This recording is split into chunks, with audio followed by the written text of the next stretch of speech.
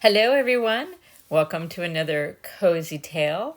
This is Dominique Hackett with Santa Barbara Wellness Center, and this cozy tale is coming from the Brothers Grimm, and these fairy tales have pretty grim endings, so you can be prepared. So this one tonight is going to be called Little Red Cap, and Little Red Cap is also a fairy tale known as Little Riding Hood. So, Little Red Cap.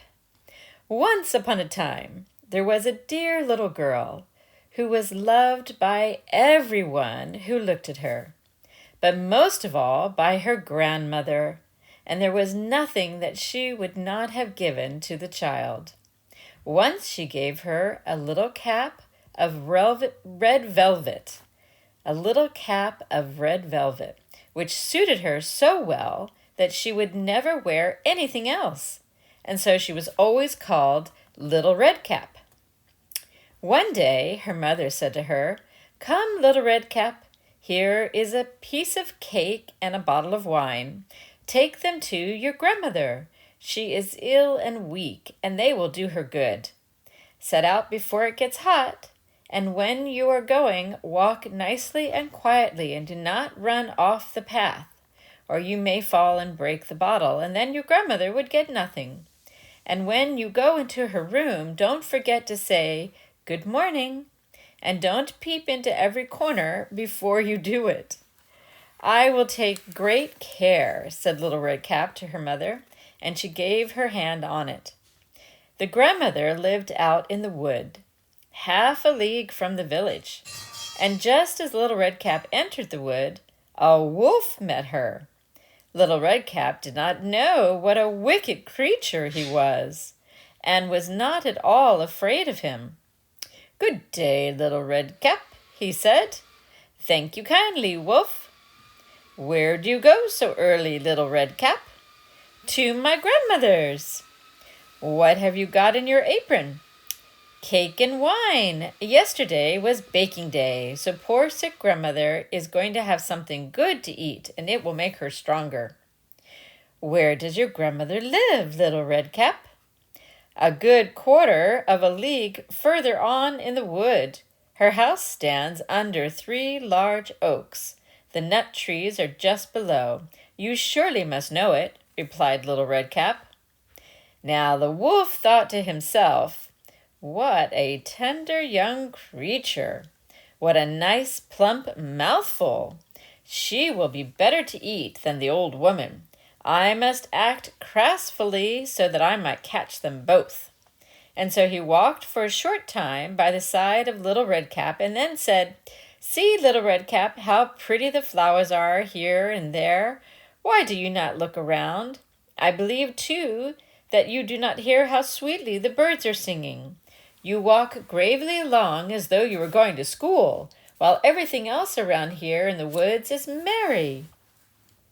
Little Red Cap raised her eyes, and when she saw the sunbeams dancing here and there through the trees, and how pretty the flowers were growing everywhere, she thought, "I suppose I should take grandmother some fresh flowers.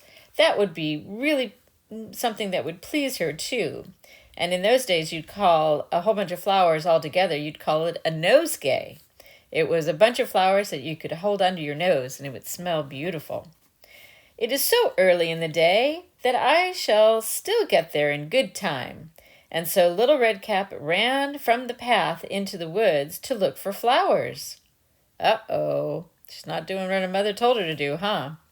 And whenever she had picked one, she'd fancied that she saw a still prettier one a little further on, and she ran after it, and so got deeper and deeper into the wood. Meanwhile, the wolf ran straight to grandmother's house and knocked on the door. "Who's there?" "Little Red Cap," the wolf replied. "She's bringing cake and wine. Open the door." "Lift the latch," called out grandmother. "I'm too weak and cannot get up." The wolf lifted the latch, the door flew open, and without a word he went straight to the grandmother's bed and devoured her whole. Then he put on her clothes and dressed himself in her cap, and laid himself in bed and drew the curtains. Little Red Cap, however, had been running about picking flowers, and when she gathered so many that she could carry no more, she remembered her grandmother and set out on her way. She was surprised to find the cottage door standing open, and when she went into the room, she had a strange feeling that she said to herself, "Oh dear, how uneasy I feel today, and at other times I like being with grandmother so much." She called out, "Good morning," but received no answer. So she went to the bed and drew back the curtains. And there lay her grandmother with a cap pulled far over her face and looking very strange. "Oh, grandmother," she said, "what big ears you have!" "The better to hear you with, my child," was the reply. "But, grandmother, what big eyes you have," she said. "The better to see you with, my dear."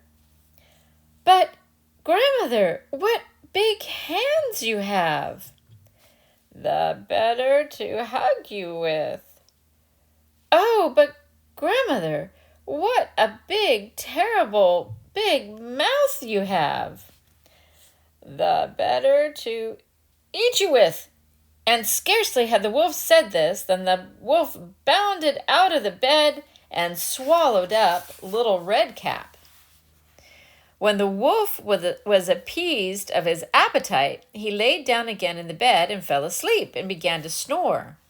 The hunter was just passing the house, and he thought to himself, "How the old woman is snoring. I must just see if she wants anything." And so he went into the room, and when he came into the bed and he saw the wolf lying there, "Do I find you here, you old sinner?" he said. "I have long sought you." And just as he was going to fire at him, it occurred to him that the wolf might have devoured the grandmother, and that she might still be saved. And so he did not fire, but he took a pair of scissors and began to cut open the stomach of the sleeping wolf. When he had made 2 snips, he saw Little Red Cap shining, and he made 2 more snips, and the little girl sprang out and cried, "Oh, how frightened I've been! How dark it was inside of the wolf!" And after that, her aged grandmother came out, alive also, but scarcely able to breathe. Little Red Cap, however, quickly fetched some great stones with which to fill the wolf's belly. And when he woke, he wanted to run away, but the stones were so heavy, he fell down at once and fell down dead. Then all 3 of them were delighted. The hunter drew off the wolf's skin and went home with it. The grandmother ate the cake and drank the wine which Little Red Cap had brought, and she was revived. But Little Red Cap thought to herself, "As long as I live, I will never by myself leave the path to run into the wood where my mother has forgiven me to do so." Now, it is also related that once Little Red Cap was again taking cakes to the old grandmother, and another wolf spoke to her and tried to entice her from the path.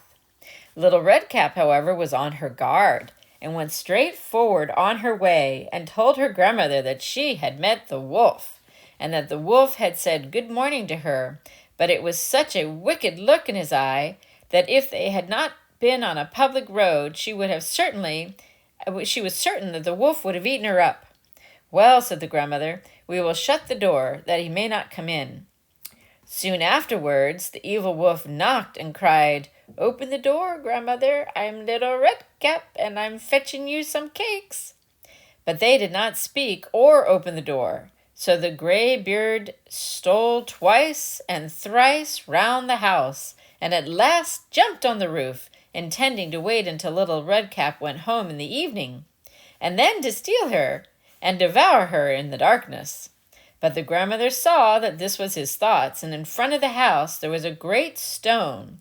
And so she said to the child, "Take the pail, Little Red Cap. I made some sausages yesterday, so carry water in which I can boil them in the trough." Little Red Cap carried until the great trough was quite full. Then the smell of the sausages reached the wolf, and he sniffed and peeked down, and at last stretched out his neck so far that he could no longer keep his footing and began to slip. And he slipped down the roof, straight into the great trough, and was drowned. But Little Redcap went joyously home and never did anything to harm anyone. And that is the end of the stories about Little Redcap. The end.